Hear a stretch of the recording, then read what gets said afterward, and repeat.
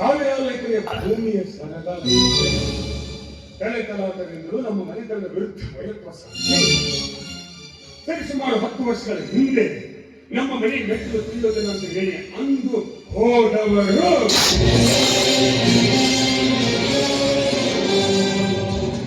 ಇಂದು ತಮ್ಮ ಮಾತಿನ ಮರ್ಯಾದೆಯನ್ನು ಮರೆತು ನಮ್ಮ ಮನೆಯ ಅಂಗಳದಲ್ಲಿ ಬಂದು ನಿಂತಿದ್ದೀರಿ. ಆದರೂ ಮನೆಗೆ ಬಂದವರಿಗೆ ಮರ್ಯಾದೆ ಕೊಡಬೇಕಾದದ್ದು ನಮ್ಮ ಮನೆತನದವರ ಧರ್ಮ. ಕುಳಿತುಕೊಂಡು ಸಮಾಧಾನದಿಂದ ಮಾತ್ರ ಸಮಸ್ಯೆಯನ್ನು ಬಯಸಿಕೊಂಡು ಹೋದರೆ ಸರಿ. ಮಗಳ 2 ಗ್ಲಾಸ್ ಹಾಕಿ ರೂಪಾಯಿ ಅವರಿಗೆ ಮಾತಿಗೆ ಬಂದು ನಮ್ಮ ಮನೆತನ ಹಾಲು ನಮ್ಮ ಮನೆತನಕ್ಕೆ ಯಾವಾಗಲೂ ಅಧಿಕವಾಗಿ ಪರಿಣಾಮ ಬೀರಿದೆ. ನಿನಗೆ ಕೊಟ್ಟ ಮಾತ ಮುಂದೆ ನಿನ್ನ ಮನೆತನ ಬಂದೇ ಬಂದ್ರೆ ನಿನ್ನ ಮರ್ಯಾದೆ ತಗೊಂಡು ಹೋಗಕ್ಕಲ್ಲ, ಹೇಳಿ ನಿಮ್ಮ ತೀರ್ಮಾನ ಏನು? ಈ ದೇಶ ತೀರ್ಪು ಕೊಡಕ ನೀನು ನಮ್ಮ ಮನೆತನದಲ್ಲಿ ಆರಾಧಿಸ್ತೇನೋ ನೋಡು ನಿಶ್ಚಿತ ನಾನು ಕೇಳುವ ಪ್ರಶ್ನೆಗೆ ಮಾತ್ರ ನೀನು ಉತ್ತರ ಕೊಡಬೇಕು. ಸತ್ತು 40 ಹಳ್ಳಿಗೆ ತೀರ್ಪು ಕೊಡ್ತೀಯಲ್ಲ, ನಿನಗೆ ಯಾರು ಕೊಟ್ಟರು ಹಕ್ಕು?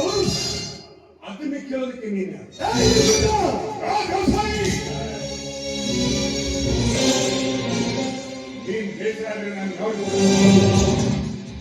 ಜನರಿಗೆ ಒಳ್ಳೆಯದು ಮಾಡುವುದಕ್ಕಾಗಿ ನಿಮ್ಮ ಹಕ್ಕು ಪಡೆಯುವ ಅವಶ್ಯಕತೆ ಸುತ್ತು 40 ಜನರ ಪ್ರೀತಿ, ವಿಶ್ವಾಸ, ಅಭಿಮಾನ, ಆಶೀರ್ವಾದನೆ ನಮ್ಮನ್ನು ಹಸಿರು ಬಂದವರಿಗೆ ಅನ್ನ ನೀಡುವುದೇ ನಮ್ಮ ಧರ್ಮ. ಅನ್ಯಾಯವಾಗಿದೆ ಅಂತ ನಮ್ಮ ಮನೆಗೆ ಬಂದವರಿಗೆ ಸಮ್ಮತವಾದ ನ್ಯಾಯ ದೊರಕಿಸಿಕೊಡೋದೇ ನಮ್ಮ ನೀತಿ. ಸತ್ಯ, ನ್ಯಾಯ, ನಿಷ್ಠೆ ಅಂತ ನಮ್ಮ ಮನೆಗೆ ಬಂದವರಿಗೆ ನಾವು ತಲೆ ಬಾಗ್ತೀವಿ. ದುಷ್ಟ ಕರೆಯಿಂದ ತಲೆ ಎತ್ತಿದ್ರೆ ಅವರ ತಲೆ ತಾಗಿದ್ದೀವಿ. ನಾಡಗೌಡ ನಂಜುಂಡನ ಸಿದ್ಧಾಂತ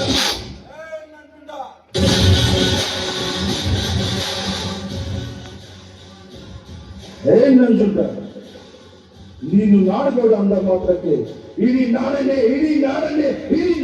ಆಗಬೇಕನ್ನೋ ಕಳಿಸ್ತಾ ಇದೀಯಾ? ಅದೆಂದಿಗೂ ಸಾಧ್ಯವಿಲ್ಲ. ನಾವು ದೊಡ್ಡವರ ಮನೆಯಲ್ಲಿ ಹುಟ್ಟಿದವರು ಕಣೋ. ಹಿಂದೆ ನಮ್ಮ ತಾಪಸರ ಕಾಲದಲ್ಲಿ ಇಡೀ ನಾಡನ್ನೇ ಆಳಿದ ನಮ್ಮಂತ ಮನೆ ಆಳಿಗೆ ತೀರ್ಪು ಕೊಡ್ತಾ ಇದೆಯಲ್ಲ,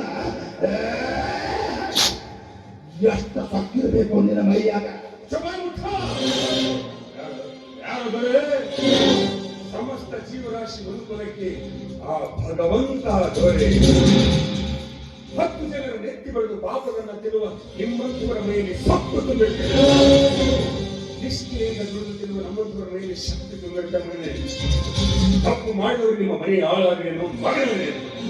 ತಪ್ಪು ತಪ್ಪೇ.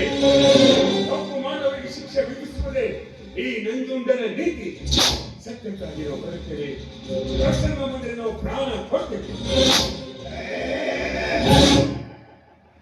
ನಂಜುಂಡ, ಸತ್ಯವೆಂದು ಬರೆದಾಡಿದ ಸತ್ಯ ಹರಿಶ್ಚಂದ್ರ ಸುಳ್ಳುಗಾರ ಸೇರಿರುವಾಗ ಈಗ ನೀನ್ಯಾವ ನೋಡಿ ನಂಜುಂಡ, ಇಲ್ಲಿ ಮುಂದೆ ನಮ್ಮ ಮನೆತನದ ತಂಟೆಗೆ ನೀನು ಬರಬೇಡ, ನಿಮ್ಮ ಮನೆತನದ ತಂಟೆಗೆ ನಾವು ಬರೋದಿಲ್ಲ. ಇದನ್ನು ಮೀರಿ ನಮ್ಮ ಆಡೋ ತಂಟೆಗೆ ಏನಾದ್ರು ನಿನ್ನ ತಲೆ ತಗೊಂಡು ನಮ್ಮ ದ್ವಾರ ಬಾಗಿಲಿಗೆ ನೇತಾಕ್ಬಿಡ್ತೀನಿ. ಚರ್ಮ ಸುಳಿಸಿ ನನ್ನ ಕಾಲಿಗೆ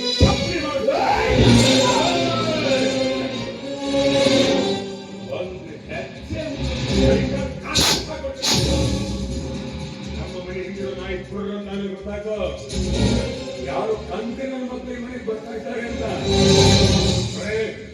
ನಾನು ಯಾವ ಹಾಗೆ ಅಡ್ಡ ಬರೋದಿಲ್ಲ, ಆದ್ರೆ ನನ್ನ ದಾರಿಗೆ ಅಡ್ಡ ಬಂದವರನ್ನ ಅಡ್ಡ ಮನುಷ್ಯ ಸುತ್ತು ನಾವು ತನಗೆ ಬಂದಿದೆ. ಒಳ್ಳೆ ಮಾತಿಗೆ ಹೋದ್ರೆ ಸರಿ, ಇಲ್ಲ ಅಂದ್ರೆ ಏನು ಮಾಡ್ತೀಯ? ಗೋಟಕ್ಕೆ ಕಲ್ತೀಯನೋ? ಗೋಟಕ್ಕೆ ಕೊಲ ತಗತ್ತಿನ ಹತ್ರ ಆಯ್ತಾ? ನನ್ನ ಕಾಟಕ್ಕೆ ಕೊಡ್ತಾ ಇದೆಯಾ ಮಗನೇ?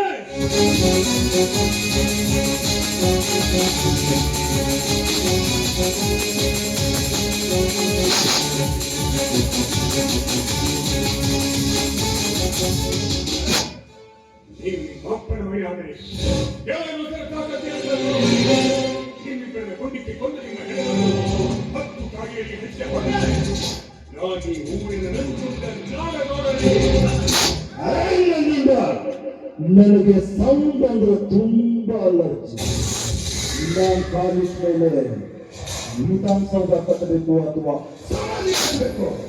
ನೀನು ಒಳಗಡೆ ಹೋಗಿ ಬಂದು ತಂದ ತಕ್ಷಣ ಹೆದರ್ಕೊಂಡು ಓಡಿರ್ತೀನಿ ಅಂತ ತಿಳ್ಕೊಂಡಿದ್ದ. ಅದೆಂದಿಗೂ ಸಾಧ್ಯವಿಲ್ಲ.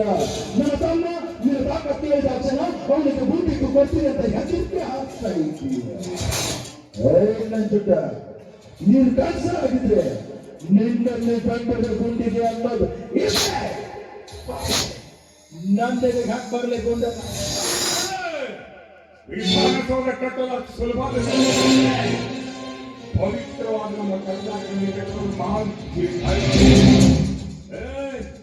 ನನ್ನ ಸವಾಲ್ ಮಾತಾಡಿಯ ಗಟ್ಟಿ ಹುಲಿ ಬಣ ಬರೆದರೆ ಹುಲಿ ಅನ್ನೋದಕ್ಕೆ ಸಾಧ್ಯವಲ್ಲ.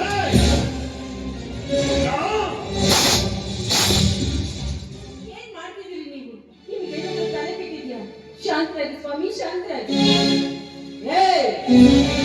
ನಿಮ್ಮಿಬ್ಬರಿಗೂ ಮರ್ಯಾದೆಯಿಂದ ಹೇಳ್ತಾ ಇದ್ದೀನಿ, ಹೊರಟೋಗ್ರಿ ಇಲ್ಲಿಂದ.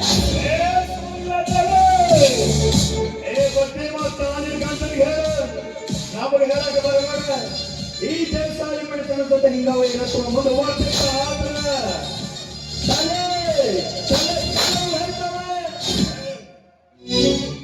ಹೋಗ್ತೀವಿ ಸುಮಂಗಲ, ಹೋಗ್ತೀವಿ. ನಿನ್ನ ಮಾತಿಗೆ ಮರ್ಯಾದೆ ಕೊಟ್ಟು ಹೋಗ್ತಾ ಇದ್ದೀನಿ. ಆದ್ರೆ ಒಂದು ಮಾತು ನೆನಪಿರಲಿ, 10 ವರ್ಷದ ಹಿಂದಿಂದ ಒಂದಕ್ಕ, ಏನಿಂದ ಒಂದಕ್ಕ ಬೆಂಕಿ ಜೊತೆ ಸರಸ ಮಾಡಿದ್ರೆ